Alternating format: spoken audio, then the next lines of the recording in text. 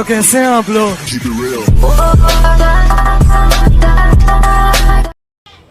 Hello दोस्तों, मेरा नाम अवैस है और मैं आपका स्वागत करता हूं आलिया एजुकेशन में। आज हम लोग पढ़ने वाले हैं अनंत लंबाई के सीधे तार के कारण वैद्युत क्षेत्र। क्या हम लोग पढ़ने वाले हैं?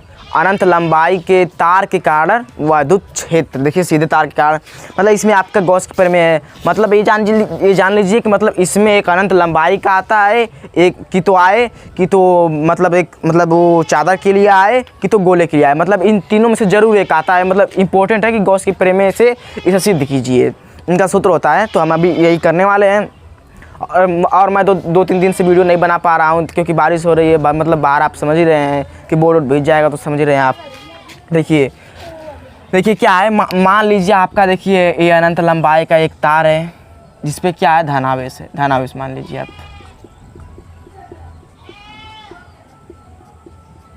क्या है, जिस पर एक समान रूप से धन आवेश वितरित है। ये समझ गए ना आप?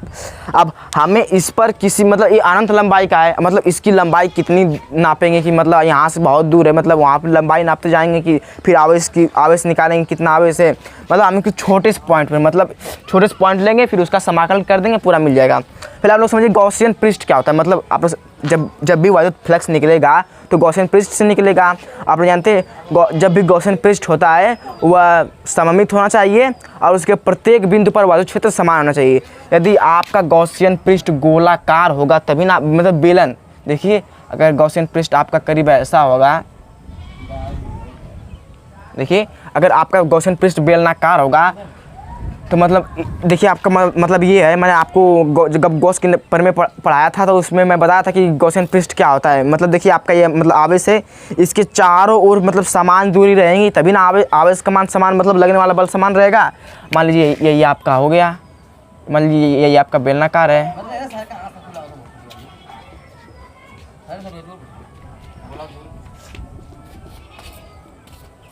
अगर आपका मतलब बेलन रहेगा तो आपको मतलब मिल जाएगा।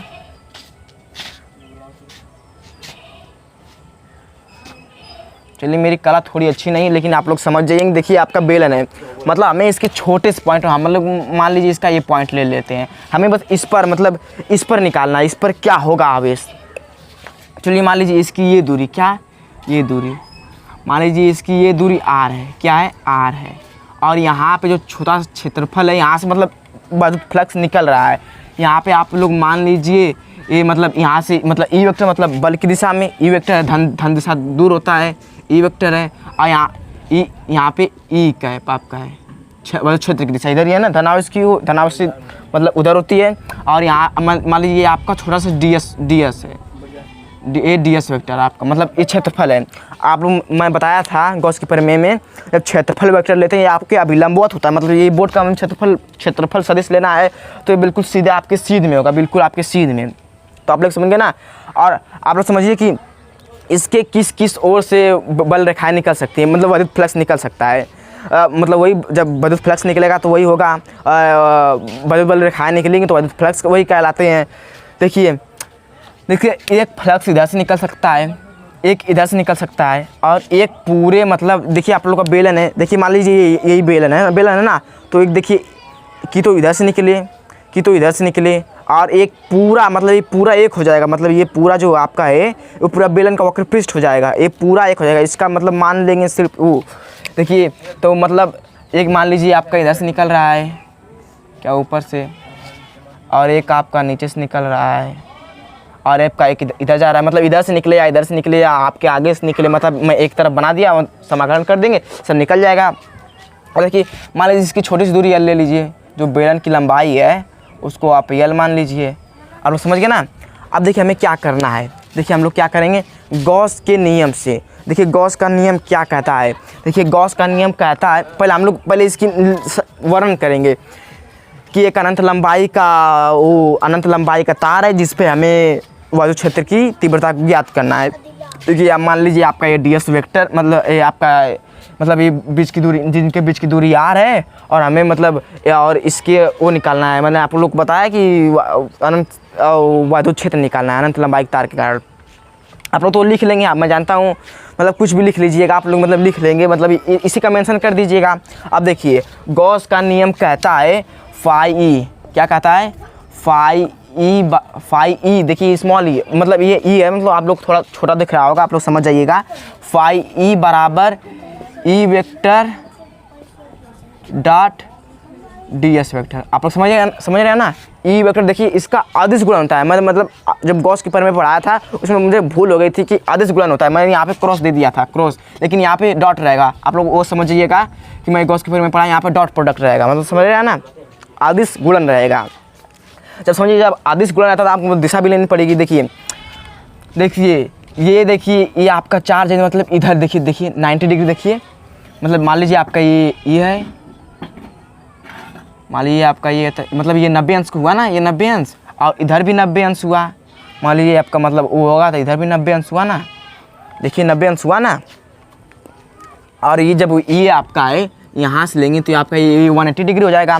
देखिए हम यहाँ पे लिखेंगे जब फाई ई किसके लिए, मतलब फाई, मान लीजिए इसको फाई ई 1, इसको फाई ई मान लीजिए, क्या इसको फाई ई मान लीजिए, थोड़ा सा ही है, और इसको फाई ई 2 मान लीजिए।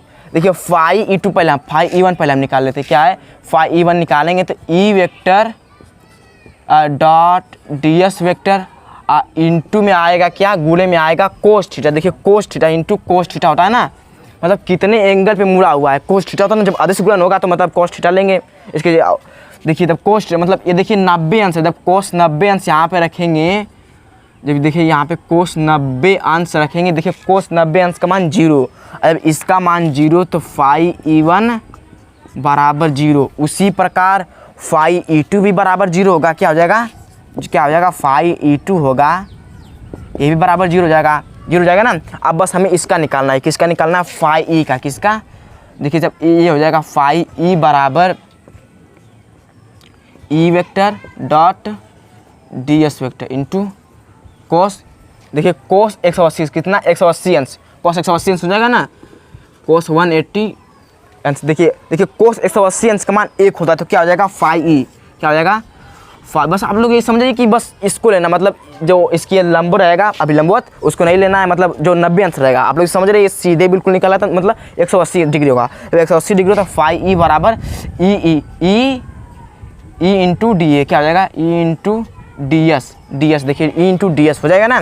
देखिए आपका मतलब कोस 180 अंश का मान 1 हो जाएगा, और ई इंटू डी एस, मतलब हमें बस इतना करने का मतलब है कि हमें बस यही चाहिए था, बस इससे आपका मतलब निकल जाएगा।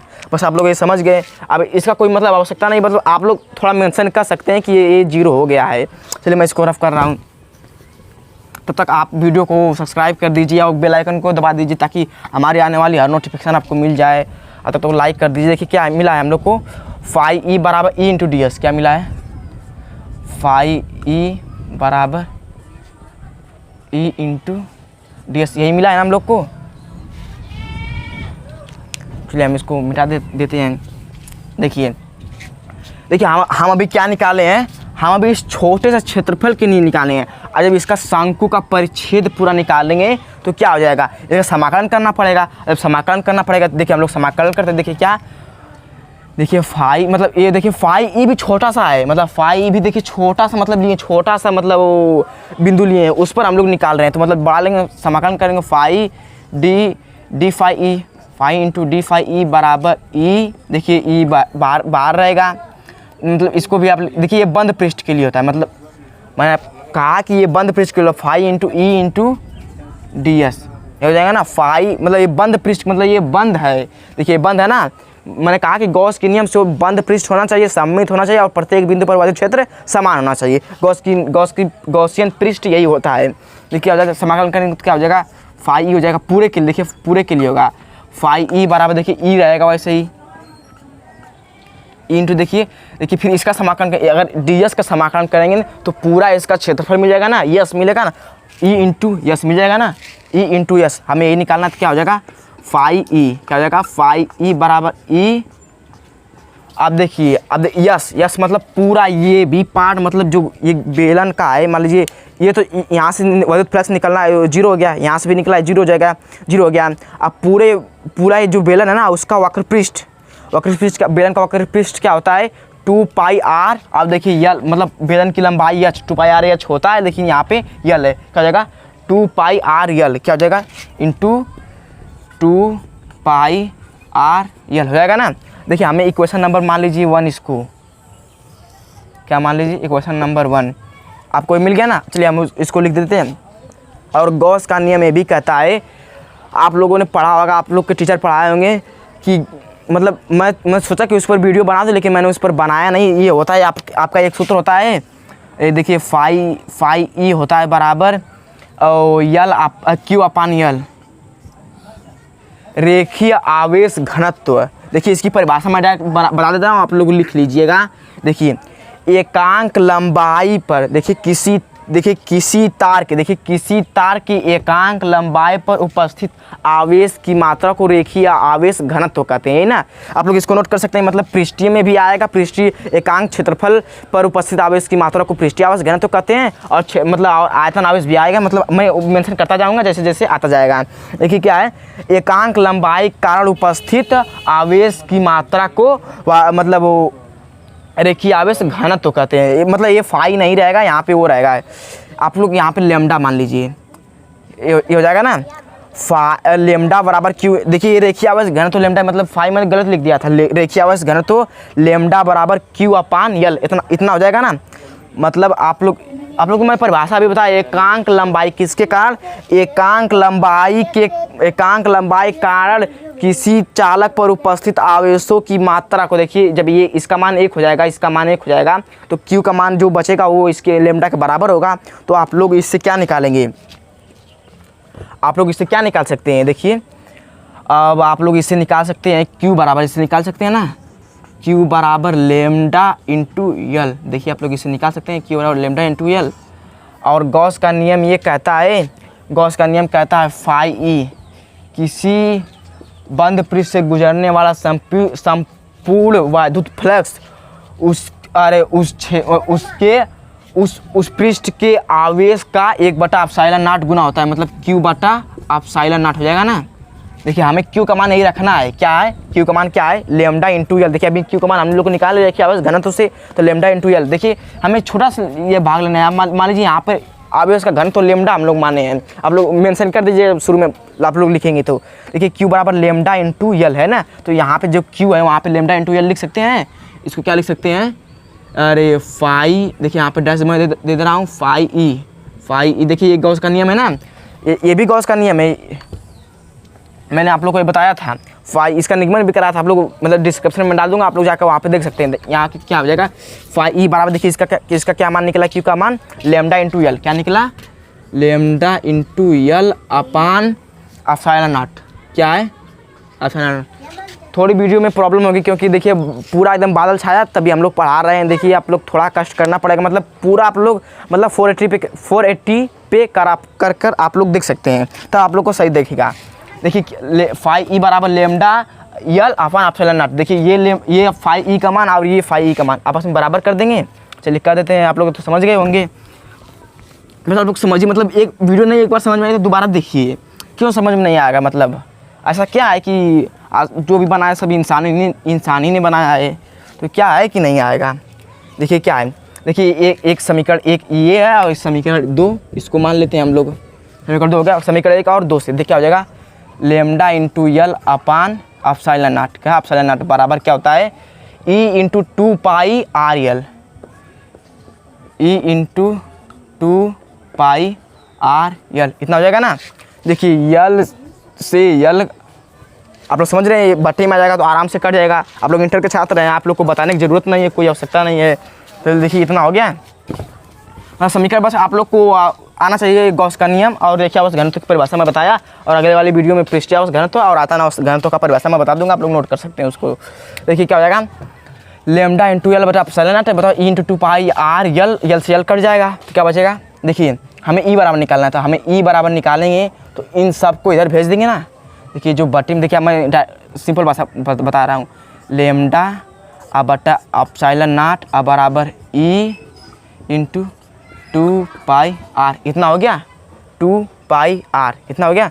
अब देखिए इसको हम जब इधर करेंगे तो ये ε0 से गुणा हो जाएगा, तो क्या हो जाएगा, ई बराबर हो जाएगा lambda upon E into 2 pi R. E क्या एप्सिलॉन नॉट यहाँ पे लिख दीजिए आप 2 pi r into epsilon naught. यही आप लोग का आ जाएगा सूत्र। क्या? अनंत लंबाई के सीधे तार के कारण किसी बिंदु पर वैद्युत क्षेत्र। देखिए यहाँ पे r, देखिए आप लोग को नहीं दिख रहा होगा, देखिए ये r है। देखिए आप लोग समझ गए ना।